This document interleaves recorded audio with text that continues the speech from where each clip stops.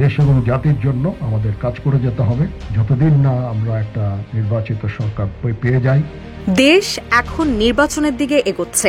অবাধ, সুষ্ঠু ও নিরপেক্ষ নির্বাচন অনুষ্ঠানে সরকারকে সহযোগিতা করার জন্য সেনাবাহিনী সব ধরনের প্রস্তুতি নিয়েছে। দীর্ঘ সময় ধরে সেনারা মাঠে দায়িত্ব পালন করছেন। আগে এত দীর্ঘ সময় মাঠে থাকতে হয়নি, তাই সবার সঙ্গে ভালো সম্পর্ক বজায় রাখতে হবে। দূরত্ব থাকলে তা দূর করতে হবে। 19 আগস্ট সকালে ঢাকা সেনানিবাসে অফিসার্স অ্যাড্রেসে এক অনুষ্ঠানে সেনা সদস্যদের উদ্দেশ্যে দেওয়া বক্তব্যে এসব কথা বলেন সেনাপ্রধান জেনারেল ওয়াকারুজ্জামান।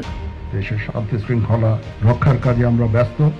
দেশ ও জাতির জন্য এই কাজটা আমরা খুব তাড়াতাড়ি এই কাজটা শেষ করে সেনানিবাসে ফেরত আসতে পারবো। তিনি জোর দিয়ে বলেন, দেশের মানুষ এখন সেনা সদস্যদের দিকে তাকিয়ে আছে। তোমরাই দেশের ভবিষ্যৎ, তাই দেশপ্রেমে উদ্বুদ্ধ হতে হবে এবং বাহিনীর চেইন অফ কমান্ড অক্ষুণ্ণ রাখতে হবে। সেনাবাহিনী একটি পেশাদার সংগঠন। মাঠে দায়িত্ব পালনের সময় পেশাদারিত্ব দেখাতে হবে। প্রতিশোধমূলক কোনো কাজে জড়ানো যাবে না। কোনো ধরনের শৃঙ্খল কাজ যেন না হয়, বল প্রয়োগ করা যাবে না।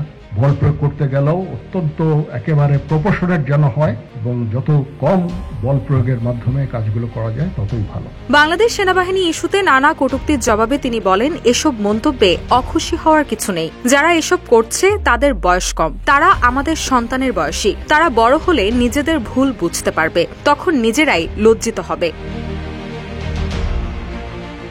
এ সময় ঊর্ধ্বতন কর্মকর্তাদের উদ্দেশ্যে সেনাপ্রধান বলেন, একজন সেনা কর্মকর্তাকে গড়ে তুলতে রাষ্ট্র বিপুল অর্থ ব্যয় করে। তাই কেউ যাতে অপরাধে জড়াতে না পারে সে বিষয়ে আগেভাগেই খেয়াল রাখতে হবে। অপরাধে জড়িয়ে যাওয়ার পর তাকে বাড়ি পাঠিয়ে দিলে সেটি রাষ্ট্রের অর্থের অপচয় ছাড়া কিছুই নয়।